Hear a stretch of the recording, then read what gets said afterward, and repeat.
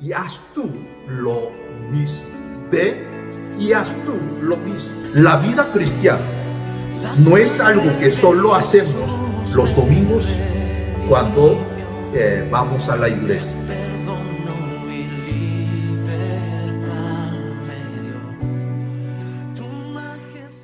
Dios le bendiga a todos los hermanos. Hoy es el día 10 de septiembre del año 2023, como Día del Señor. Vamos a compartir la palabra del Señor. El texto de hoy en la Biblia, Números, capítulo 14, el versículo 1 al 10, sobre el tema estar activo espiritualmente. Estos 8 hábitos pueden alargar tu vida hasta en décadas, según investigaciones. Quienes ponen en práctica los 8 hábitos en su vida diaria viven hasta más de 20 años más y reducen significativamente el riesgo de padecer enfermedades crónicas y de morir. Interesante. Una vida larga y sana es algo que todos deseamos. Es verdad. Pero, ¿cuál es la clave del éxito? Los investigadores vienen al rescate, porque en un nuevo estudio presentan 8 opciones del estilo de vida que conducen a una vida más larga. Chiang Mai-Nguyen, quien es especialista en ciencias de la salud del Departamento de Asuntos de Veteranos. Entonces, un nuevo estudio presentado en la Nutrition 2023, la reunión anual de la Sociedad Estadounidense de Nutrición celebrada en Boston, el día del 22 al 25 de julio de este año, como hace un mes y pico. Yo lo vi de esto y luego, es verdad, buena noticia para compartir con los hermanos. ¿Sí? Imagínense, ha revelado que adoptando 8 hábitos de estilo de vida saludables en la mediana edad, una persona podría alargar su esperanza de vida una medida de 24 años. Los investigadores llegaron a este descubrimiento tras analizar los datos de más de 720,000 veteranos estadounidenses. El equipo utilizó historias médicos y cuestionarios recogidos entre 2011 hasta entonces 2019. El análisis incluyó datos de adultos de entre la edad 40 hasta 99 años, de los cuales entonces 33,000 personas habían fallecido tras el seguimientos. Ahí está entonces para ver cuáles son los 8 hábitos para vivir una larga vida. En realidad podemos evaluar, examinar nosotros mismos. ¿Cuáles son 8 hábitos? Primero dice que estar activo físicamente. Eso quiere decir hacer ejercicio. Y el segundo, estar libre de adicción a los opioides, como algún tipo de droga o analgésico disponible legalmente. Tercero, no fumar. 4, controlar el estrés. El quinto, tener una dieta sana y equilibrada. Por eso no recomienda comer tanto, sino equilibrada. Y el sexto, no bebe en exceso de forma regular. Bueno, el cuerpo del Señor, nosotros en realidad, si no lo tomamos, pero, y esto en realidad para todos, sí, no beber en exceso de forma regular. Séptimo, tener una buena higiene del sueño. Entonces el último hábito, tener relaciones sociales positivas. Entonces, imagínense ustedes, en realidad nunca es tarde para adoptar un estilo de vida saludable. Cuando entre 8 hábitos, ella, Nguyen, recomienda, dice que hacer ejercicio, estar activo físicamente es mejor que otros hábitos de practicarlo, hacer ejercicios.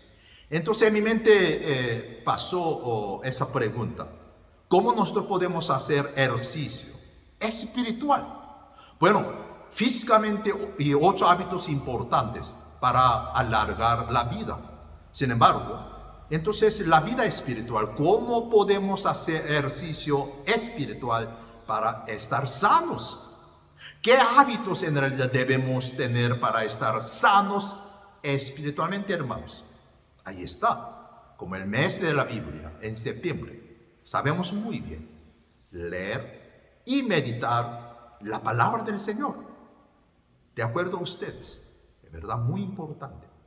Por eso, y John Pfeiffer una vez dijo: si usted no ha sido sacudido al leer la Biblia, es porque no la ha leído. En medio de muchos problemas, podemos acudir a diferentes lugares en busca de ayuda. Es verdad, pero nuestra primera opción debe ser la Biblia. Después de todo, no se trata de cualquier libro, sino de la revelación escrita de Dios, de 66 libros. En cada una de sus páginas se describe el amor y la preocupación que siente por cada uno de sus hijos. Nos da maravillosas promesas y tiene el poder necesario para cumplirlas. En la Biblia hallamos la ayuda que necesitamos para los diversos problemas que enfrentamos. Entonces hoy en día yo hago, primera pregunta, ahí está: ¿cuál es el propósito de la Biblia? ¿Cuál es? Cada año siempre estoy dando énfasis sobre el propósito de la Biblia. Entonces, ¿cuál es el propósito de la Biblia? Por lo menos podemos ver 4 propósitos. Dios ha dado su revelación escrita por las siguientes razones. 4 propósitos. Primero, para revelarnos al único Dios verdadero. Gracias a Dios, de Génesis hasta Apocalipsis, podemos saber quién es Dios, al único Dios verdadero. De no ser por la Biblia, tendríamos un concepto limitado y posiblemente erróneo de nuestro Señor. Por medio de su palabra y aprendemos acerca de sus atributos, amor y poder, gracias a Dios. Y el otro, para guiarnos a la salvación. Sumamente importante esa guía de conocer nuestro Señor Jesucristo, guiarnos a la salvación. La Biblia nos revela nuestra condición pecaminosa y el plan de Dios para rescatarnos. Por su amor, gracia y compasión ha provisto un camino para perdonar nuestros pecados y reconciliarnos con nuestro Señor Jesucristo. Amén. Y el tercero, para que comprendamos cómo vivir en santidad. Muchos pasajes de la Biblia sobre, en realidad, todas las epístolas nos guían para vivir en santidad y en obediencia al Señor. Su palabra también nos enseña lo que debemos hacer para ser restaurados una vez que hemos pecado. Entonces, es verdad, santidad, sí, santidad. Y además, el último propósito muy importante también para mostrarnos cómo servir al Señor, cómo nosotros podemos servir al Señor. La palabra de Dios nos enseña que debemos llevar el mensaje del Evangelio a quienes nos rodean. Es cierto. Por eso ahora nosotros no es en realidad una lucha si pecamos o no, sino en realidad ya luego y en realidad para ganar más almas delante del Señor. ¿Cómo servir al Señor? La meditación en la palabra de Dios nos permite enfocar nuestra mente en el Señor. Nos fortalece en el Espíritu y nos acerca más a Él. Es un tiempo personal en el cual recibimos su dirección buena, justa y sabia para que seamos quienes Dios planeó que fuéramos. También habrá ocasiones en las que sentiremos cuando Dios nos convence del pecado que debemos confesar y dejar. Entonces hoy nosotros leímos Números capítulo hoy el texto, capítulo 14 y 1 al 10, pero no solamente hasta versículo 10, sino todo el capítulo nosotros podemos ver la equivocación de los israelitas, la meditación equivocada. Dios le dio la promesa, pero gran equivocación de los israelitas. Así que primero vamos a ver la meditación equivocada de los israelitas. Después de pasar 400 años en Egipto como esclavos, los israelitas fueron liberados por Dios. Cuando envió la plaga en la que murieron todos los primogénitos de los egipcios, entonces Moisés guió al pueblo por el desierto, hasta entonces llegar al Mar Rojo, aunque Faraón los persiguió y hasta llegó a pensar que los tenía atrapados. En ese momento Dios abrió el mar para que pudieran cruzarlo en seco. Y luego hizo que las aguas regresaran y ahogaran al ejército egipcio. Cuando por fin los israelitas llegaron a la frontera de la tierra que el Señor les había prometido, Moisés envió a 12 espías para que observaran ese territorio. Josué y Caleb reportaron que la tierra era buena y que Dios los ayudaría a conquistarla. Pero el pueblo optó para escuchar el reporte negativo de los otros 10 espías, quienes resaltaron que los habitantes de esa región eran muy poderosos para ser destruidos. En vez de meditar en las promesas y el poder de Dios, Dios hizo promesa, pero en vez de meditar en las promesas y el poder de Dios, los pensamientos del pueblo de Israel fueron consumidos por el miedo. En lugar de confiar y obedecer al Señor, querían escoger a un líder. Hoy versículo 4 dice que a un líder que los guiara de vuelta a la esclavitud de Egipto. Ese es un ejemplo de una meditación equivocada. Evaluaron su situación basados en sus propias facultades y dejaron a Dios fuera de la ecuación. Aunque Josué y Caleb pusieron su enfoque en el Señor positivamente, Dios lo hará, esa promesa. El pueblo solo pensó en sí mismo, en la posibilidad de ser derrotados y morir. Optaron finalmente por defender de ellos mismos y no de Dios. Ya nosotros sabemos la consecuencia. Solamente Caleb y Josué podían entrar, lo demás nadie. Todos tenemos la misma opción. Esa pregunta importante para nosotros en este día también.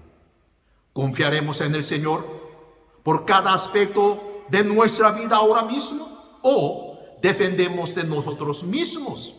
¿Confiamos en Él o no? ¿Pondremos nuestra mirada en el mundo, en sus placeres, sus asuntos y temores, o en la suficiencia de Dios para controlar todo lo que enfrentemos? Ahí está la decisión nuestra. Entonces ahí está la otra pregunta, el otro asunto importante. Ya ahora, primeramente, nos tuvimos la meditación equivocada de ellos. Ahora entonces, beneficios de la meditación bíblica. ¿Qué beneficios nos dará? Nos permite. Beneficios de la meditación bíblica. Por lo menos podemos encontrar 8 beneficios, 9 beneficios. Calma nuestro espíritu y tranquiliza nuestros pensamientos. ¿Cómo estamos nosotros? Ilumina nuestra mente para que pensemos como Dios y cumplamos su voluntad. Aumenta nuestra energía con su poder y nos capacita para obedecerlo en cualquier circunstancia. El cuarto, purifica nuestro corazón al mostrarnos nuestro pecado para que así podamos confesarlo. Quinto, amplía nuestra percepción de Dios, de que eres Señor Todopoderoso y de que todo está bajo su control. Importante. El sexto, aumenta nuestro amor por Dios. Así que al dedicar tiempo para conocerlo más, entonces nuestro amor hacia Él también aumenta. Séptimo, gracias a Dios fortalece mi fe, fortalece nuestra fe. Podemos confiar en Dios en medio de las pruebas de esta vida porque evidenciamos que siempre está con nosotros. Nos hace más conscientes de la presencia de Dios. Y el último beneficio también nos infunde gozo. Gozo. Conocerlo más por medio de su palabra produce gozo, paz y seguridad indescriptibles. Así que, hermanos, la meditación bíblica consiste en conversar con nuestro Dios. Mientras leemos y reflexionamos en su palabra e intentamos comprender lo que ha dicho y cómo se aplica a nuestra vida. Entonces el Santo dirige nuestras preguntas y pensamientos. Sin la presencia del Señor en nosotros, sin la dirección de su palabra, sin la guía de su Espíritu, no podríamos vivir en rectitud. Así que, hermanos, si no escuchamos a Dios al leer y meditar en la Biblia, nosotros perderemos lo mejor que desea darnos, tal como los israelitas hicieron al negarse a creerle y obedecerle. Perdieron la tierra prometida y sufrieron 40 largos años errando en el desierto, subiendo, bajando, vueltas. La palabra del Señor es su regalo santo, gracias a Dios, eterno, para cada uno de sus hijos. Dios no desea que pensemos y actuemos como el mundo que nos rodea. Sus planes para nosotros son más maravillosos, justos y gratificantes que los que el mundo ofrece. Por eso, hermanos, nosotros debemos escuchar a Dios, atesorar las sagradas escrituras en nuestros corazones y dejar a un lado todo lo que nos distraiga o impida meditar en Él. Por eso, hermanos, ¿qué le parece en realidad? Todos meditamos en algo.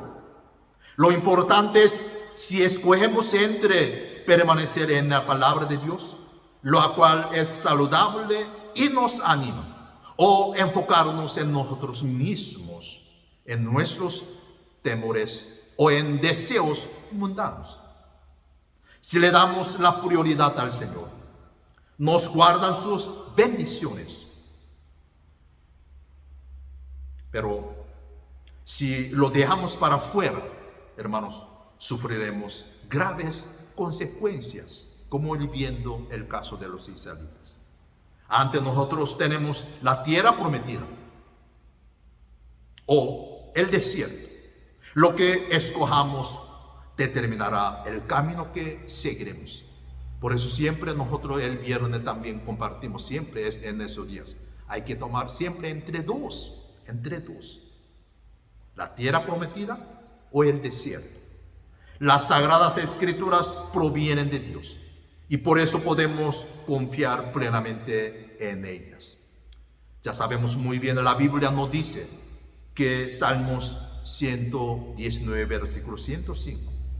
Su palabra es una lámpara a nuestros pies y una lumbrera a nuestro camino. Amén, ¿verdad? Así que, hermanos, podemos estar seguros de que nos guía por el camino correcto. Aunque el mundo cambie cada día a nuestro alrededor, la palabra de Dios, Isaías 48, ¿qué dice? Permanece para siempre. Secase la hierba, marchítase la flor, mas la palabra de Dios nuestro permanece para siempre. Terminamos, hermanos. El Señor decía que por medio de ella nosotros sepamos cómo honrarlo con nuestra vida. La Biblia, hermanos, contiene un mensaje de paz y gozo y promesas, instrucciones y advertencias. Amén, ¿verdad? Por eso, meditar y leer la palabra del Señor. Dios le bendiga a todos. La sangre de Jesús me